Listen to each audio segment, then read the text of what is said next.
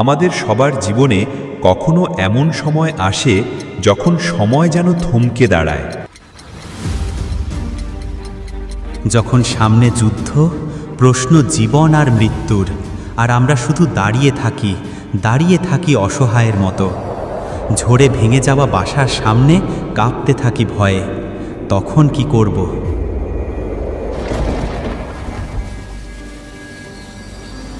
কিভাবে করব আসন্ন সমস্যার সমাধান, তা নিয়ে জেরবার হয়ে ওঠে মন। অবচেতনে খুঁজতে থাকি এক নিরাপদ আশ্রয়ের। গীতা হল সেই নিরাপদ আশ্রয়। গীতার প্রথম অধ্যায়ে জানে আমাদের সব সমস্যা আর তার উত্তর। আজ আমরা জানব কিভাবে অর্জুনের মতো আমরা নিজের জীবনযুদ্ধ জয় করতে পারি।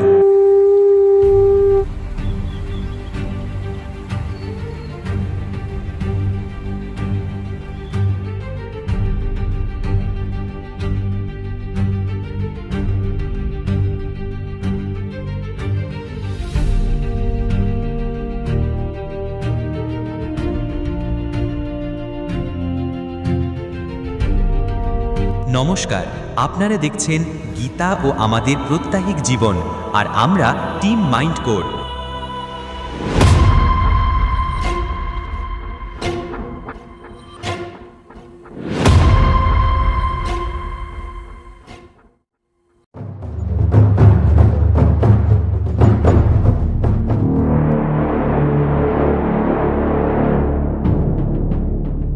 যখন ধর্ম ও অধর্ম মুখোমুখি দাঁড়িয়ে,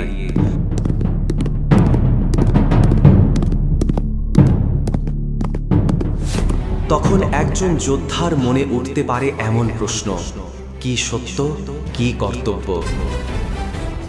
দুই ভাইয়ের বংশ, কৌরব ও পাণ্ডব, যুদ্ধক্ষেত্রে উভয় পক্ষেই আত্মীয়, বন্ধু, গুরু। দৃষ্টিতে শুধু মৃত্যু আর ধ্বংস। মধ্যভাগে দণ্ডায়মান, রথে বসে অর্জুন, রথ চালক শ্রীকৃষ্ণ। সে মুহূর্তে অর্জুন অনুরোধ করে, হে কেশব, রথটি দুই সেনার মাঝে স্থাপন করো, যেন আমি দেখে নিতে পারি কাদের সঙ্গে যুদ্ধ করছি।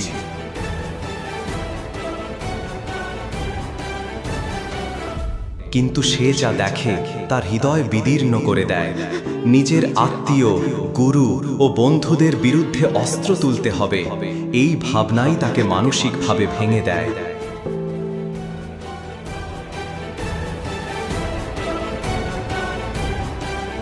হে গোবিন্দ, আমার হাত কাঁপছে, আমার ধনুক হাত থেকে পড়ে যাচ্ছে। আমি যুদ্ধ করব না, না না, আমি যুদ্ধ করব না। কৃষ্ণ তখন নীরব, কারণ এখানেই শুরু হবে মহাগীতা, জীবনের মূল শিক্ষা, ধর্মের সার কথা। এটাই ছিল অর্জুনের বিষাদ চোখ, একজন যোদ্ধার মনের গভীরে জেগে ওঠা প্রশ্ন। সামনে যুদ্ধ, কিন্তু ভিতরে দ্বন্দ্ব। হে মাধব, আমি কাকে মারব? এরা যে সব আমার প্রিয়জন।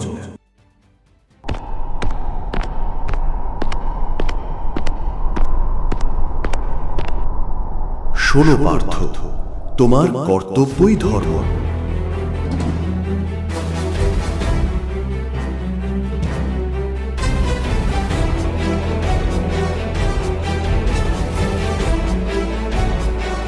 এই শরীর নশ্বর, আত্মা অমর।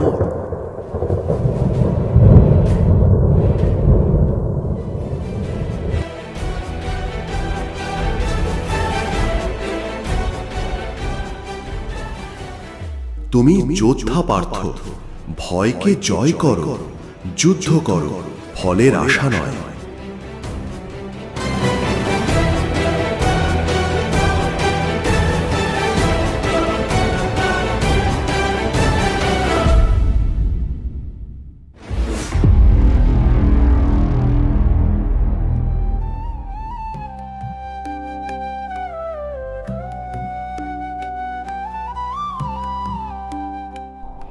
ভয়কে জয় করো।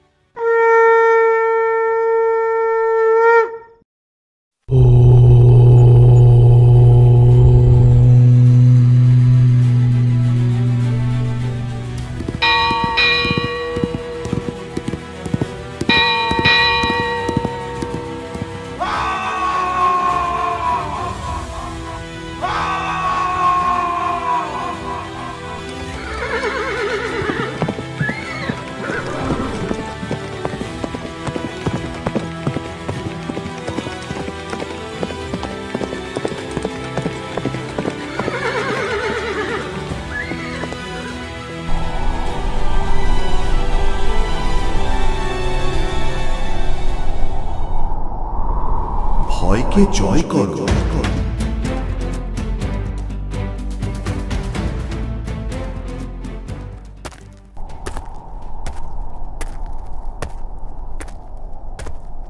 আগামী পর্বে শুরু হবে কৃষ্ণের উপদেশ, শুরু হবে শ্রীমদ্ ভগবদ্ গীতা।